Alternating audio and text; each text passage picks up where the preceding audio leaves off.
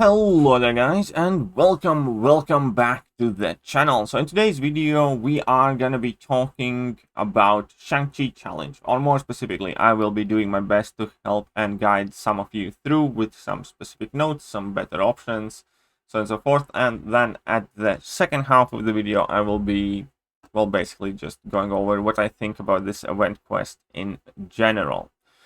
Right, so first let's get the most important things clear. Corvus is the best option. That is quite clear. It's Corvus, Corvus, Corvus, and then again some more Corvus, and this quest separates people who do have Corvus and who do not have Corvus. Unfortunately, it is what it is, which in my opinion is pretty much a definition of a bad quest design. But let's move on. There are other decent, valid options I have seen, and I also tried out Hercules myself, and Hercules is doing just well enough. He was not as good as Corvus was by any means, but he still can get solid uptime of his immortality, which obviously can let you deal significant amount of damage. You will still end up likely using significantly more revives than you do with Corvus, and on top of that, Hercules is a brand new champion. Now, I have heard a lot of people use Aegon. I personally don't think Aegon is as good as some people have said it is, but Aegon has been working for plenty of other people. Now, benefits of Corvus and Hercules, both of them, is the fact that you don't really have to heal them up, or not much anyways, and you do have to heal up Aegon. So whenever you bring in Corvus and Hercules, all your cost basically just goes in the revives, which is quite easy to farm and accumulate over time. Potions, however, are not that easy to acquire. Therefore, I don't think Aegon is as good of an option. There are no immortality capabilities, plus there is the ramp up, and you'd have to heal him up every single time. However, Killmonger has been doing absolutely fantastic thanks to his indestructible charges. He's legitimately one of the better options because just like Corvus's Proximus Energy, Killmonger is able to access True Strike, and that is extremely helpful in the Hit Monkey fight as well. So I actually like Killmonger probably as second best option after Corvus, to be honest, but he's definitely up there. Killmonger is extremely capable, and if you start with that Black Panther synergy, Black Panther Civil War one, then you get 3 of your indestructible charges from the very beginning of the fight, and it will be super easy to get from level 2 to level 2, and you can be really aggressive, and then the rest of the nodes aren't as scary for most part. Now, I have seen some quite successful results with Wolverine plus Apocalypse and making Wolverine as a horseman, but again, problem with that is Wolverine is not really kind of like wildly available as a 5-star. Shang-Chi has been putting in quite a decent amount of work, and if you do happen to have quite highly ranked up Shang-Chi, he is quite good as well, and the reason for it is because he finds openings very easily. You can safely run in at the opponent, hit their block, stun them, drop your heavy attack, and on top of that, his level 2 is also extremely close by, so whilst you are throwing level 2, you are not degenerating. Shang-Chi is actually a very solid option for several of the fights there, starting from Mr. Negative, She-Hulk, and Hitmonkey, and Tiger as well, to be honest. So yeah, so there we go. Shang-Chi, solid option. Thing needs to be super high sig, but can be quite decent. It also kind of depends on your mastery setup. I believe you need to take off your perfect block or block proficiency masteries if you are trying to use Thing in order to be able to trigger protection thanks to invade through block. Because for me, initially, it was not triggering, so I had to tamper with my masteries. And then additional decent option is Gambit plus Apocalypse synergy with those guaranteed perfect blocks. If you happen to have highly ranked up Gambit, it's a fairly solid option as well. Now, we do have also some more experimental champions and some more maybe off-the-cuff ideas there. Terax is a quite solid option, also thanks to his indestructible charges. Every time you throw a special attack, you gain a bunch of them, and then you can get in several parries. You do need to be careful in few fights, like for instance against She-Hulk, whilst you're managing your power and things like that. But in general, Terax and his indestructible charges, if you happen to have highly ranked T-Rex and no Corvus, then that could be a decently solid option. Then we have Odin plus Heimdall synergy, because Heimdall synergy gives Odin a perfect block buff, basically, that lasts 10 seconds. But you can refresh it and you can extend its duration by staying close to the opponent. So Odin with Heimdall synergy should also be quite decent, especially if you bring those two in as your supportive champions, because Heimdall obviously can prevent all of your champions from dying once, so that can save you a few revives on the run itself.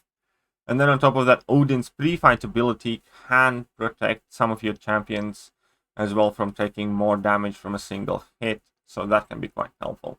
Additional interesting idea is with Wasp, because Wasp can chain her passive stun at end of the heavy attack. You can basically always make sure the opponent goes past the bar of power, and with that, you never really have to parry. You just need to bait out the special attacks. Now, it's not a perfect option, but it's better than having to kind of like deal with needing to intercept or parry as well. Kitty Pryde, as I will demonstrate, as I can't demonstrate, but as I suspect, is also a very solid option because you don't take any damage whilst it's phased. So that will help you deal with, being close and all that passive degeneration damage. On top of that, if you happen to mess up and get hit whilst you're phased, you can gain a ton of power. And in general, she just kind of seems a champion that's, pretty much designed for this set of nodes. Totally not suspicious at all, but I do think that Kitty Pryde could be one of the better options.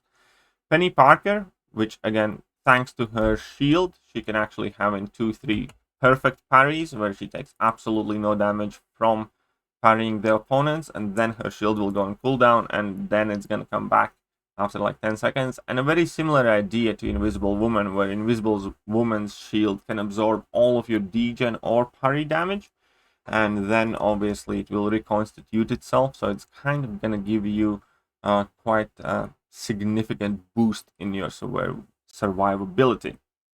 Now, there are some special shoutouts that we do need to take a look at first, so I will quickly jump to a different scene right here, and we're going to go over from fight to fight.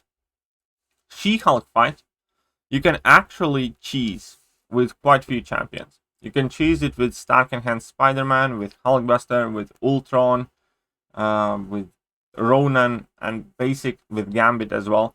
With any champion that has 100% chance to stun on level 1. And that is thanks to that redlining node. The base idea is that whilst you are past 1 bar of power but under 2 bars of power, basically you have significantly improved combat power rate. So you have to throw your level 1 just under 2 bars of power, stun the opponent, and then you will basically get enough power to have an infinite stun loop. You can do it with Ultron, Hulkbuster, many other champions. You might need to tinker with exactly what combos you throw, but it's very possible and it's very cheesable, so that is a solid option. So that's at least one of the finds down there cheesed. Now, Sunspot is actually fairly straightforward find. There is Backblast and No Retreat, but it's definitely not the harder one of the fights. I don't think that there is specific cheese. Maybe you can still bring in Ghost and rely on Backblast to gain a very big amount of increase in your damage. But at the same time, remember that true focus is a thing, so you will not be able to phase with Ghost. Now, moving on, Hitmonkey. Hitmonkey is arguably one of the more annoying fights where you need to keep knocking him down. So you do want to have access to True Strike, True Accuracy. So once again, Killmonger is a very good option here. Then we have Corvus. But a little trick that might help you in Hitmonkey fight is if you bring in White Magneto. And since there are only 3 parts and the boss fight, then for the Hitmonkey you have enough pre-fight abilities for every single one of those fights from White Magneto, even if you don't use him for any of the fights. And then obviously your hero metal champions will be inflicting passive stun on parry, and he's not going to be able to shrug that one off. So that can be very helpful if you bring in White Magneto, if you have space for that. Now, Mr. Negative is going to be a fairly annoying fight without Corvus, because obviously the reverse controls whenever you knock him down, and the best thing about this fight is that he does have fairly defensive AI, so that can be quite helpful, but it's still not a favorite fight of mine at all, and that reverse controls will make you, well, it can mess you up. When it comes to Tigra, though, you can cheese Tigra in a very straightforward, simple way and use Ronan, because there's absolutely nothing preventing you from stunning her for extended periods of time, and she will be getting a lot of buffs if you throw same basic attacks in a row, and you can easily wait out that falter while she's still stunned, and just carry on. Yeah, so Ronan can cheese that one, and Ronan can cheese She-Hulk, and then you have 3 fights to deal with, which is significantly lesser amount of fights to strategize against based on which champions you have available to you. Now, I do plan on doing a stream with more different, interesting options, just kind of mess about, perhaps help some of you by showcasing some ideas that there might be. And when it comes to the boss fight, then the only really kind of annoying thing there is the encroaching stun, and that's about it. And against the encroaching stun, we're getting more and more different options that would work well, namely, again, Hercules. Hercules, for instance, can basically bypass it, or I've seen some people can use Nick Fury, or, well, whatever works for you. Shang-Chi, honestly, is kind of like the lesser of your worries. All in all, however, now that we have done going over the better options and smaller kind of like tips and tricks, remember that Heimdall plus Odin can be a worthwhile pair to bring in. White Magneto, if you have space for that, in order to be able to parry Hitmonkey, if that is where you're struggling with. And then we also have Ronan can cheese Tigra and She-Hulk by spamming level 1s and keeping them infinitely stunned. Right, and then I'll just jump back to this line again to kind of go over the better options. Gambit thing, Shang-Chi, Wolverine plus Apex, Killmonger, very, very, very solid option. Aegon, Hercules, Terex, Odin plus Heimdall mentioned, Wasp, Kitty Pryde, Penny Parker, Invisible Woman, and I'm sure there are some other ones, but none of them are remotely as good as Corvus is. Right, now at the same time, we need to talk about what I think about the quest in itself.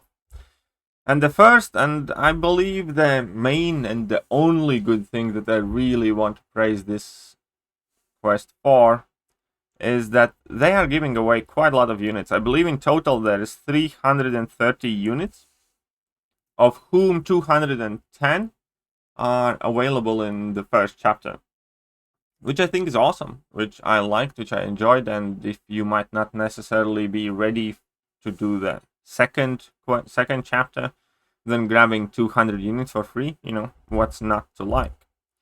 Now, looking at the bonus round, though, I think bonus round is pretty much by definition a horrible quest design.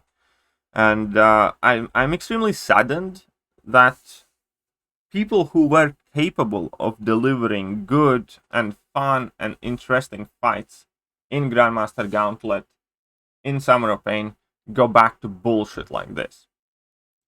Right, first things first, True Focus, once again, it's like, what the hell is up with that? It's like, everybody's sick of it. Everybody's sick of it. True Focus goes everywhere and nobody wants it, nobody likes it. And again, it just screws over far too many champions. And especially in this case, it's overkill. And let me explain it. So first of all, we have Close Encounters. It's a node that forces you to be aggressive, forces you to stay close to the opponent.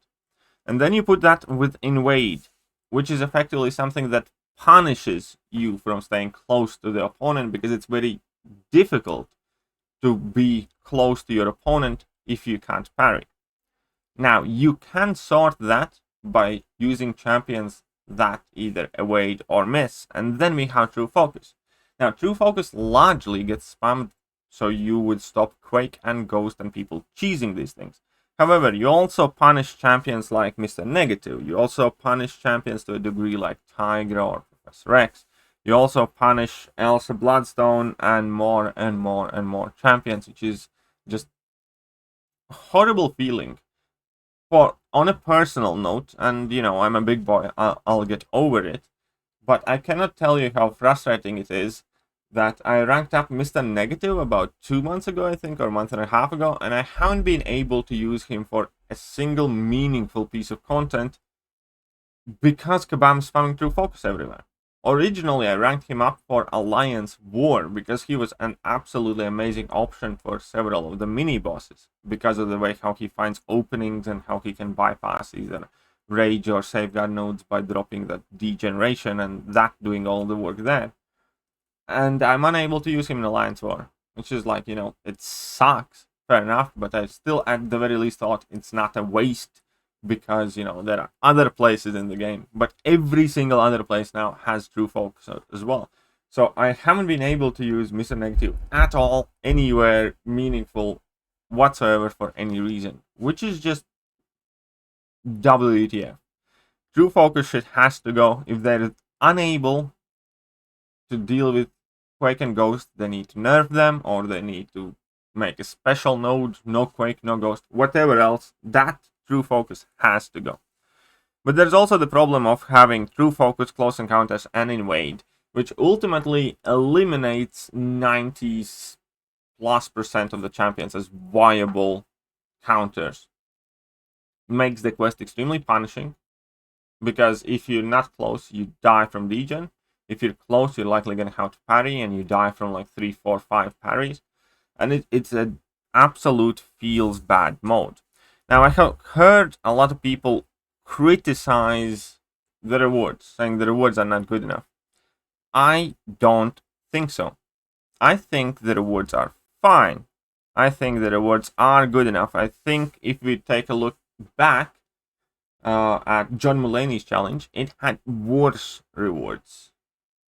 It was meant to only have like 10% selector and, you know, less 6-star shards and things like that. And it was longer because the final quest was 6 spots instead of 3 spots. So John Mulaney's challenge was longer and has worse rewards, and nobody was complaining that the rewards are bad there, but they are complaining now. Part of it is because this is coming from the backdrop of Summer of Pain, which is arguably the most rewarding piece of content in the history of the game. But I think the other part of it is because it's very, very expensive if you don't have Corvus, or if you might not necessarily be playing that great. And I think the difficulty of the quest is wrong, rather than the rewards. I think the rewards for a quest that you can do effectively like in an hour plus another half an hour auto fighting the lower difficulties is very good. It's honestly a very good return for the time needed to complete it. Rewards are also good if you have Corvus, if you can use it, and if I used like three revives or 4 revives, I think, for the entire quest with the rank 3 Corvus and, you know, Heimdall and Hercules and whatever else. Was not bad. I think the difficulty is wrong. I think whoever made the quest way overdid it with like all this random block or degen damage, and the end result is a quest that makes a lot of people feel miserable. And especially right now, with all the gameplay issues, I don't think it was a good moment to drop a quest like this, but there would never really be a good moment to drop a node combination like that, in my opinion. So, unfortunately, I think out of all of the boss rushes and celebrity challenges, this is the weakest one and the least entertaining one, personally, because of the node combinations. Because it literally felt that it's like a one champion challenge for most part, and everything else is suboptimal. It's you either Corvus, and you can get through very, very cheaply using like a couple or a handful of 20% revives, no health potions, and you're good. Or you have to use a ton of resources. Which, yes, for a ton of people, is not worth it. Anyways, so that's kind of disappointing. All in all, let me know what you guys think about this event, and let me know if this video helped you or gave you any ideas at all whatsoever. But that is it for now, and I will catch you guys soon. See ya.